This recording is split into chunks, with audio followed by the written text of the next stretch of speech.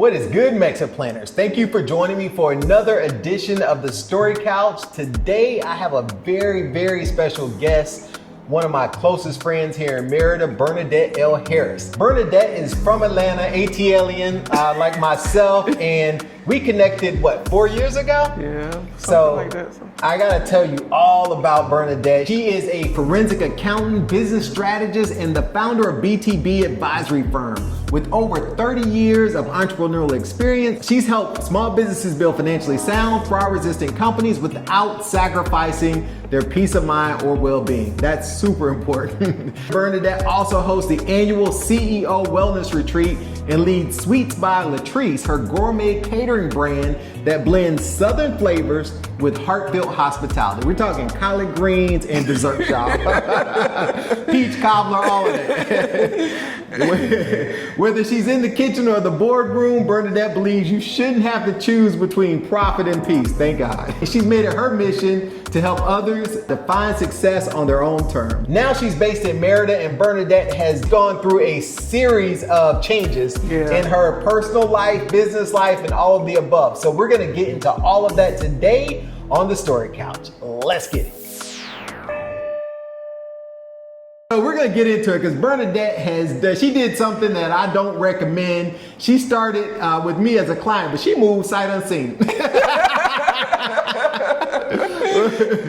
So Bernadette reached out to me, 4 years ago? Probably about three. I think, 3.5 years ago. And I think at the time you reached out, you were in Hawaii or someplace with your daughter, right? Yeah, well, we went to Hawaii before we came to Merida, So they went all the way to Hawaii, and then they came here to Merida and made it, and it's been popping ever since. Yeah. And I really did come sight unseen. I remember, people saying that they were coming to do a scouting trip, and I'm like, what do people do on the scouting trip?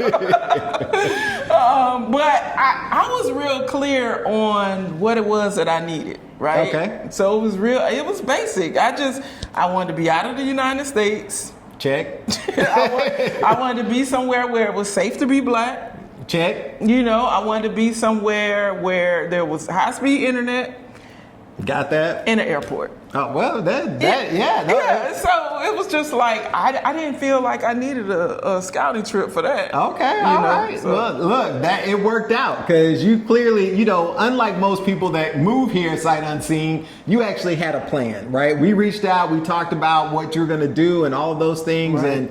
And you had some resources in place when you got here. I know you worked with Fernanda to find locations, to find a house. And to be honest, that was actually one of the coolest parts of your move for me, was just seeing all the luxury apartments that you looked at. Because most people aren't looking at the places that you moved to. Yeah, so, that's true. So, when you walked in, you're like, I want the penthouse. All right, that's a little different. Didn't quite get the penthouse, but yeah. But we looked at one. We did. And it wasn't even as nice as where you moved to. So, that was Via Montejo we looked at the penthouse? I've been trying to remember the places that we actually went. I only can remember like maybe two of them, but yeah. Yeah, it was Via Montejo, and the other one was in Alta Brisa, the tall high-rise building in Alta Brisa. That was the last one that I didn't see. Oh, and we looked at Town Square as well. Yeah, Town Square. So, but the place you chose is fabulous, and I brag about it all the time because no one has a place like that. No one. Even all the places that I looked at, none of them were that. Yes. Yeah. No, it is that. What was the thing that drove you to move? Period. Like to move to Mexico. I needed to slow down. Okay. I was working too much, doing too much. And you know how it is. Being in the United States, I don't know, this is my story, but being in the United States just made me a consumer, big time. Mm-hmm. Like consumerism was just, so the more I made, the more I bought, the more I had, and so I realized I wanted to step back from that. I wanted to get away from that. But at the same time now, let's just be honest, I have come accustomed to some things. Some things, yes. You like the nice stuff. I like nice stuff. Yeah. And so slowing down and then keeping those nice things were incongruent with staying in the United States. And so my plan was I could go somewhere to live where the cost of living will be less. I could still have the nice things, but I don't have to work as hard and work as much to do it. And so that was, that was my catalyst for leaving the United States, is like, I need to be able to slow down. And moving here did just that. It allowed me to be able to do that, to be able to slow down, to be selective about the things that I do. Because think about, like, when we get into a situation where we are doing work that we don't want to do just because we need the money to do it, it's not fulfilling, right? It's not fulfilling. And that was my thing. It's like, I wanted to get away from some things, some of the work that I was doing. And in order to do that, I needed to be somewhere. To make a change. Yeah. One of the things we talk about on the Story Couch is, what do you do? And I know from the intro, people already know you're a boss lady, right? As her license tag says, boss lady. So I know whenever I see that car, I was like, there's Bernadette right there. There she is. So we know that you're a boss lady, and I've actually benefited from your expertise taking your strategy class that you and Kenya did a few years ago. Every year, you guys probably know that I set aside some time to do strategic planning. Well, I think it was 2 years ago that I actually sat down and went through her process to just kind of get a different feel for what I might be missing. And it's helped me tremendously. So you're a boss lady, you wear multiple hats. And when you got here, I believe you were doing accounting, right? Yeah. So I started my firm 24 years ago. Wow. Yeah, I know. I started my accounting firm 24 years ago. Started doing, taxes for family and friends. And I started doing some bookkeeping and then more of accounting stuff, and slowly morphed into like full service accounting, forensic accounting, which is more of what I enjoy doing. And, working with and supporting small business owners, it was a joy because I got to learn from their mistakes and my mistakes, right? And so in addition to being able to teach people or advise people on how to run their businesses based on my experiences, I'm like, I've worked with thousands of entrepreneurs. Yeah. And so I'm like, even if it's something that I haven't personally experienced, I have that vantage point of being able to say, I don't think that's gonna work. Yeah, I've seen that before. I've seen this picture. I saw this movie before. It didn't end well, right? And so so my firm has evolved over the years, and now we're really focused on strategy and forensic accounting. And again, being here in Merida, it allowed me to be able to do that, to be able to say, okay, I don't want to do taxes anymore. I don't want to do bookkeeping anymore. And I want to be able to just focus on these things. And it's so much more fulfilling. I really like this space that I'm in now because I get to be a lot more selective about the work that I do, the people that I work with, and the impact that I get to make. And that is, man, I'm telling you, that's like, I'm sure yeah, when you get to choose your clients, that's a sweet spot for sure. Yeah, it's liberating. Yeah. It is so liberating. And again, we're gonna keep coming back to it because it's all because of being here and just being free mentally. This place freed me mentally to be able to say, I can let go of that and I can let go of that and still have really nice things and be able to do nice things. So it's been 3 years. What's been your biggest challenge living here? I think the biggest challenge of living here is handling business. Just like taking care of things, Oh Lord. And there's so many things that we take for granted. Like I think about, like if someone here that doesn't live here doesn't understand how. I'll give you a prime example. I have a Mexican cell phone. I have a Mexican number. I have a U.S. number. It's on both numbers are on one cell because I have eSIM. My Mexican number, if you call my Mexican number, it just goes straight to voicemail. It's not even ringing. It don't even ring the phone. It don't ring the phone. So in the United States, if something like this happens, you dial the number and you call customer service and talk to the people and take care of it. I can't do that. You know, Yeah. like and my Spanish has improved significantly being here, but I'm still not able. You're not customer service Spanish. No, ready. no, because they're not gonna see. You know, it's different when you are face to face, because then they see like she don't understand what I just said. Yeah. You know, Nah, customer service don't care. And so just being able to do stuff like that, those kind of things, have been challenging. Well, I would say customer service Spanish and just getting those types of things done, you're on advanced level living, right? That's advanced level living in Mexico. Yep. I'm smiling and grinning because when she walked in today for this interview, I was venting all about my customer service experience last night. So, and it still didn't work out the way I wanted it to. They gave me what I was going to get, and that's what I got. So yeah, and it's just those kind of things, but it's also giving up on the expectation that you're gonna make a call and stuff gonna get taken care of right then and there. Yeah. Like I remember when I first moved here, my internet in my apartment, like they came, set up the internet, everything was working, and then like 2 days later it wasn't working. Yeah. And it just wasn't working. And I remember asking Fernanda, can you call the people for me? You know, because she speaks Spanish. And yeah, so just being able to do stuff like that. A lot of those things I still can't do. Yeah. So customer service and just Spanish, you know, there are levels to your everyday Spanish here, you know, getting around on the street, buying things, getting from point A to B in an Uber, that's level 1. When you get to talking to customer service on the phone, which I had 6 conversations with customer service last night, and then I had my wife talk to him, and it still didn't. We still got what we got. It is So what I'm not it is. at that level yet. I'm not. And that's the biggest thing, is just not being able to take care of the basic things for myself. But some things I've learned some workarounds. I got me some local friends, so it's like, sure. hey, can you go with me to such and such? So that's kind of helped. Bernadette landed, and then next thing you know, she's like a part of the crew, right?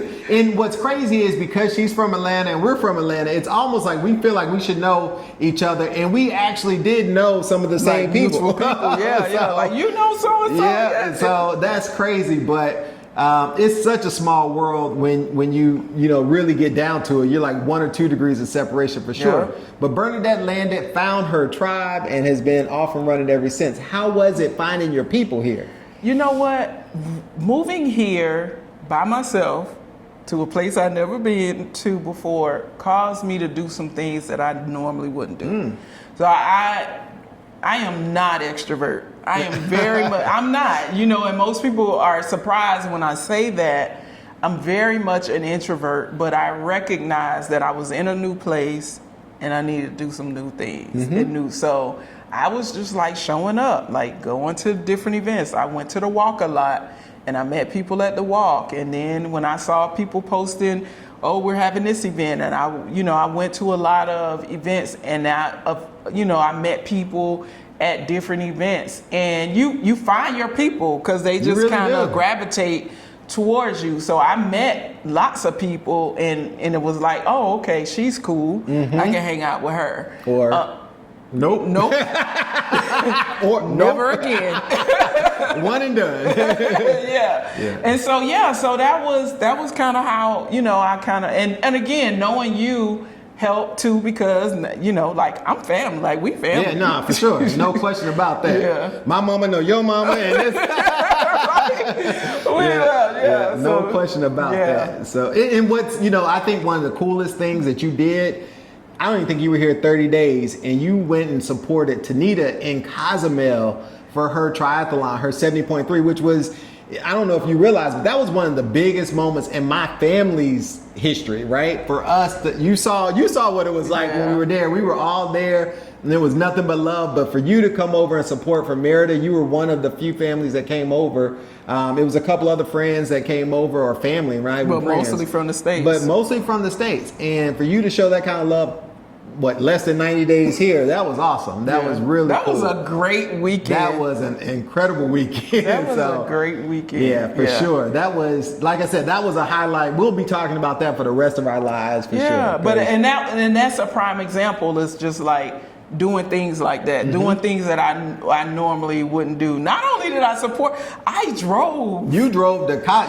Well, she drove to Playa del Carmen, got on a ferry with her car, and got by into myself. And yes. I was just thinking, like, you know, in retrospect, I'm looking at it, I'm like, that was crazy. Yeah, that was a lot. I drove there by myself with my very little Spanish at that time. And you had just got your car. Yeah, like a week before. So let's talk about your car, because that was something that you did a little differently than most folks, right? So we sold our cars and bought new cars when we got here. Right. Or new to us cars when we got here. Right. And, you know, that's kind of been my recommendation, just because it's easier to navigate registering the vehicle and all those things, right? You don't have to try to nationalize a car. Particularly, I'm a permanent resident, so I couldn't nationalize a car. I had to get a car here. I had to buy a car here, right? But you did it completely. You did the research. Yeah. You did the work. You worked it all out, and your car showed up on the dock. Yeah, and I went back and forth. So before moving here, I got the quote from CarMax. I got the quote from Carvana. And because I know everybody was buying cars, and then their cars were worth more because of that shortage that we had. with the chip shortage, yes. And so I was not lucky like that. So I didn't put any money down. Like my bank was like, hey, you want a car? You can get a car, no money down, just come 2% get it. interest, just come get it. Yeah, right? And so this was like, okay, I'm gonna go get my Audi, you know? So I went and got this car, and I didn't put no money down, so I didn't have any equity in my vehicle. So the quote that Carvana gave me was less than what I owed. The quote that CarMax gave me was less than what I owed. And even though it felt like selling it and just getting something here was gonna be a better move, my thought was, I'm going to lose money on selling the vehicle, and I still won't have one.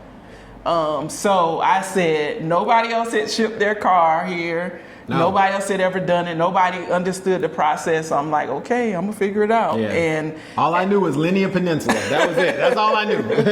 Yeah, and so I did. I figured it out. I found the company that would ship it here, and I called a couple of them, but I found a company that would ship the car here. I found a company that they shipped from Panama City in Florida. Okay. So I found a company that, because my car was sitting at my mom's house while I was here. So you had to get it from there to here. Yeah, so I had a company ship it to Panama City. They took it straight to the dock.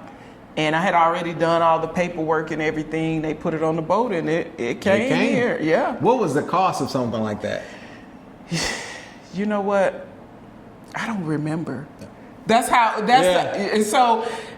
just a sign to say it wasn't a lot. Cause you know how you be like, man, I paid $50 for that, you know, that box of chicken. You know what I mean? So whatever. So I don't remember. I feel like I know it was less than $2,000 all in. So yeah, that's not terrible. That's not bad at all. Particularly if you got your vehicle, you're not buying a car here for $2,000. Right. So not a good car. And so I think I feel like $1,700 is in my head for some reason, but I don't remember the exact amount. But again, the cost is based on the size, weight, and value. So the cargo of the vehicle. The vehicle, got it. Let's switch gears and talk about one of the things I know you have a lot of experience with here, and that's the medical system. Yeah.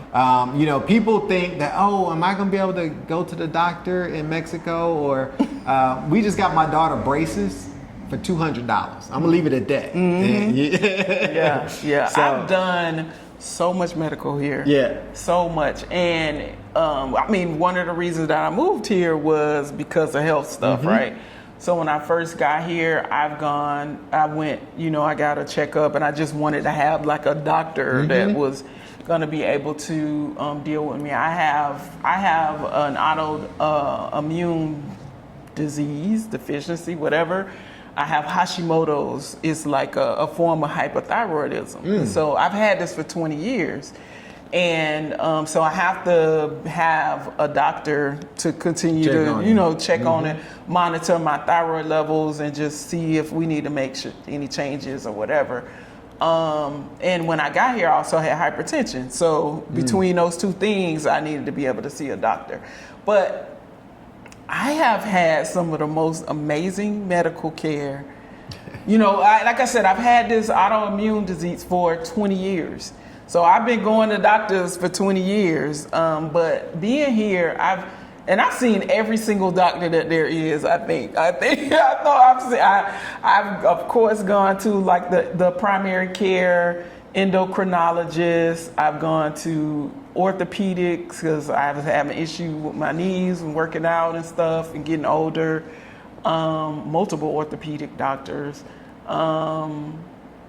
Dermatologists. You've seen them all. I've seen them all. Cardiologists. So how do you find these doctors? Are you using Dr. Aurelia or are you getting referral again? Yeah. Okay. Most of the time, it's like when I first got here, I would post in the group, "Hey, does anybody know?" And I don't even do that anymore. It's like I'm just going. Dr. Aurelia is really the source. It's perfect. And that's so for those that don't know, there's an app that we have here in Mexico called Dr. Aurelia. And it literally has all the doctors. They all list their specialties. And the last time I had to see a doctor, I wanted to go see a specialist. So I made an appointment same day on Dr. Aurelia. In the app. I saw him that afternoon after Spanish class. Yep. So it was perfect. Yeah. And that's how I found most of my doctors. A few of them have been referrals that I've gotten like from Facebook groups and stuff. But I just took it upon myself to just find the doctors. And I like that because you can narrow it down by specialties. You can say if you want one that lives near you, practices near you, if they practice at a specific hospital. And so most of my doctors are at one hospital. Okay. If they speak English. Yeah, that's what I was going to say. If they speak English, that's a big one. Yeah, you can narrow it down like that. So all of my doctors speak English. Like you mentioned the braces, I did Invisalign when I first got here because I had like a little crowding at the bottom, and I did Invisalign and it was like $1,700 or something like that. Invisalign is state of the art, right? But they were switching you out pretty regularly. Yeah, right? I did it in like 20 something weeks or something like that. Like I had a mild case, so I didn't have to wear mine as long, but yeah. I did Invisalign. I would have never been able to pay $1,700 for Invisalign. I've had 2 eye surgeries here, and again, all of these things I've paid out of pocket.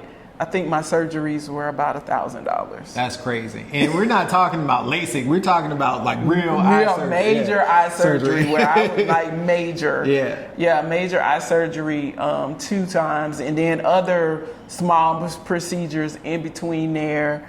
It's just, what did it take? You have to wait like 6 months to get a scheduled surgery? No. Let me tell you. When I went to the doctor, I actually had my issue diagnosed in the States because I have an eye doctor in Atlanta that I love. And I just happened to be in Atlanta. I'm like, hey, something's going on with my eyes. Can you check me out? Can you see me? And he did and kind of told me what it was. I saw a specialist in Atlanta before I left.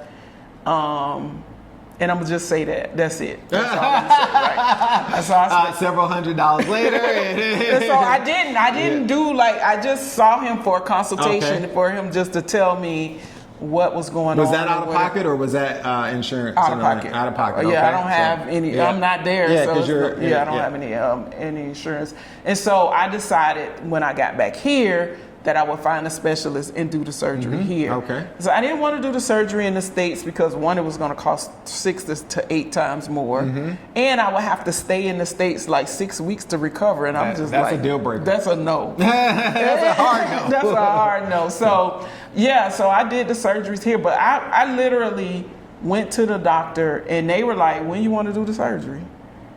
Like It was almost like we could do it next week. No, I can't do it next week. Too soon. Let me get some stuff I gotta get some stuff in order, but no, don't have to wait. All of the doctors give you their phone numbers. WhatsApp, and you can text them. They expect the text, honestly. Right. And so when I had the first surgery, my daughter was here for both. She texted my daughter and was like, "How's she doing?" Yeah. So I've said it before, I'm gonna say it again. The healthcare system in the US is completely broken, and you don't know good healthcare until you experience it elsewhere, right? Or certainly until you experience it here.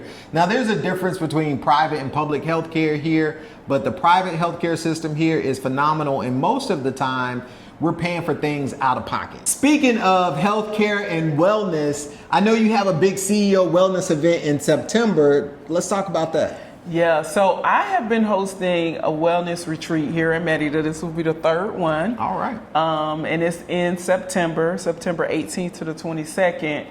And this retreat came about based on just my whole experience, right? You know, and talking about wellness, and when you were reading the bio and talking about how we don't have to sacrifice peace and profit. And so my wellness retreat is an opportunity for me to teach CEOs, entrepreneurs, business owners how to infuse wellness in their day-to-day practices and recognizing that you can have both. You can have a profitable business and also have peace. And so I'm really excited about it. The first retreat was actually something that my daughter and I did together. She's doing her PhD now, so she don't have time. But yeah, I'm really, really, really passionate about being able to help. And you know, moving to Merida is probably not something that everybody can do. But infusing wellness into your business practices and understanding what that looks like. And sometimes people think that when I say infusing wellness, I'm not talking about meditating before you get started with work. But if you do, it might help too, right? So really, really excited about that. Looking forward to sharing with entrepreneurs and just being able to share from my own personal experience, not only as from a wellness standpoint, but just as a business owner. Sure. Speaking of wellness, this is more of an anti-wellness, or maybe it's wellness for your soul. We'll call it wellness for your soul, right? Yeah. This is Sweets by Latrice, which is your newest catering venture. Let me just set the stage. So Bernadette was working with a young lady here making cookies. Yeah. And we were like, you need to sell them cookies. Don't post another cookie unless you gotta wait for us to get some of that. So I don't know if it was based on that feedback or the demand, but we got tired of looking at them daggone cookies online and not having access to them. So next thing you know, there's Sweets by Latrice. There's a whole Cake of the Week contest, which I voted for one. What's going to be the cake for this week? The hummingbird. Oh yes, that's the one I'm looking forward to. Yeah. So I can't wait to have some hummingbird cake and coffee. I'm looking forward to that actually. So talk to me about Sweets by Latrice. What you were mentioning, I was recovering from my surgery. One of the families that moved here to Merida that I actually knew in Atlanta, and they actually moved here as a result of hearing my story. Yeah. And so we were connected, and in one of the conversations, and she was helping with my recovery, like taking me to doctor's appointments and stuff. And so in one of our conversations, she said that her daughter wanted to learn how to bake, but that she didn't know how to bake. And I said, oh, I could teach her how to bake, because I was thinking, I can't do nothing right now. I was, recovering from my surgery. So I'm like, she could come over on Sundays and we can bake or whatever. And that's kind of how the baking lesson started. So we started baking, and she did a really good job. She learned a lot. I think it improved her confidence in other areas. And so that kind of spun off, and then I got busy, they got busy. Well, I got well. You got better, and they got busy. And so people were like you, but people were always saying, if we had something and I would bake something and bring it in, they're like, you need to be selling these things, And so I honestly, I bought the domain name, created the logo in July of last year. Oh, wow. Right. But I wasn't ready. Yeah. I was still very, very, very entrenched in some other things, really kind of making some pivots in my accounting firm. So I wasn't ready to launch it yet. So then when I found out that I had to have the second eye surgery on the other eye, I was like, oh, okay. So during that recovery time was kind of, the planning and a soft launch. So so I had the surgery in November. I think I started soft launching like mid-December. And it's been more than what I expected. Like it's exceeded what I thought it would be. Well, all I know is I saw a note that said cookies sold out in 90 seconds. I'm like, how do we even know about these cookies? You know, people have got an inside scoop to something I'm not even on. So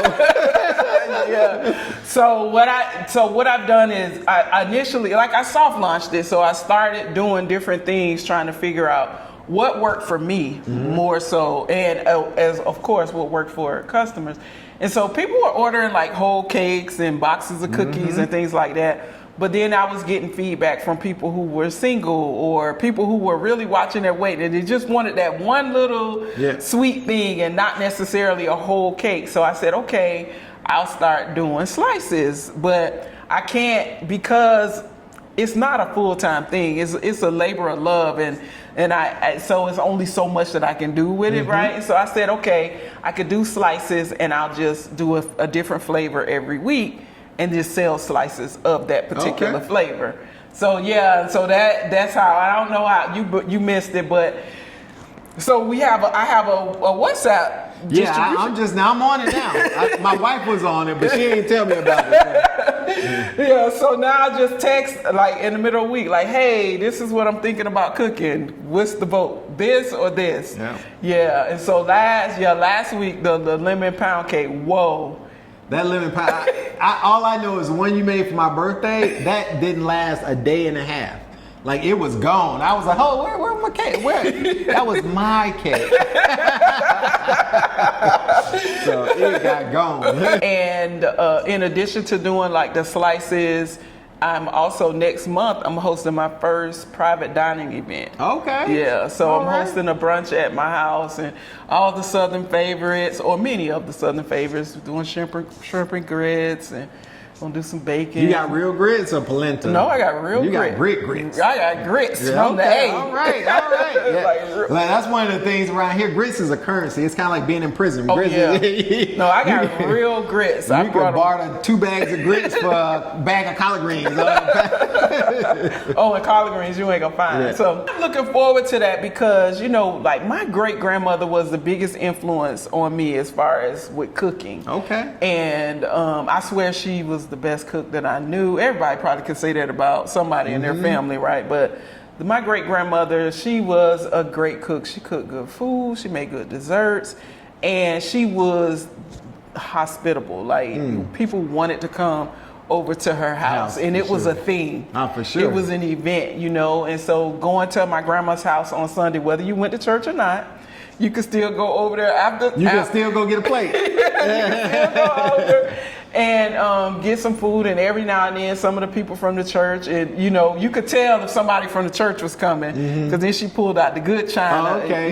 Just you not getting the regular stuff. Not the regular plates, but so I learned a lot from her. And before she passed, I said, Grandma, we got to get some of these recipes written down. And that's what I did. Like, I sat with my grandma, and she has this one recipe, and I still haven't tried it yet here in Merida, and it's coming. But she had this coconut custard pie. Oh my God, that sounds so good. It is amazing. It is the best pie that I've ever tasted. But I used to cheat in the States and buy the pie crust, but you know they don't sell them here. So I gotta make a pie crust. But my grandmother, and when she got older, she would use the store-bought pie crust or whatever. So when I actually sat down with her to learn how to make this pie, it was so funny, because she's like, baby, I don't measure. I just sprinkle. She just pouring milk. I'm like, wait, Grandma, wait. How much milk is that? So I literally sat down with her, and she would pour the milk in the pot, and then I get a measuring cup and go and measure it, and I wrote down the recipe. So I have the recipe. I'm the only one in the family That has the that has the recipe. Well, I shared it, but I was the one that had the recipe and the only one who ever attempted to make the pie. Yeah, that's awesome. Yeah, so what a great way to carry on the legacy of your great grandmother. I know. And every time you bake something or make something, you just like having a piece of her. So and I awesome. do, and I have one of her cake pans. In fact, the cake that I make tomorrow, I'll bake it in her pan. So I always feel that closeness. Yeah, for sure. Yeah, when I bake something in her pan. What a great, so you brought your grandmama to Mexico. Yeah, I brought her. So she made it. Look at that. Yeah. We are the dreams of our ancestors, as they say, living the free life down here. And, you know, I thank you guys for tuning in to the Story Couch. This might be the last one. We don't know yet. So if you like this series, do me a favor, hit that like button. Definitely subscribe to the channel for more of these stories. I love bringing you the stories of different people that have immigrated here. And until next time, MexitPlans Monty, we out.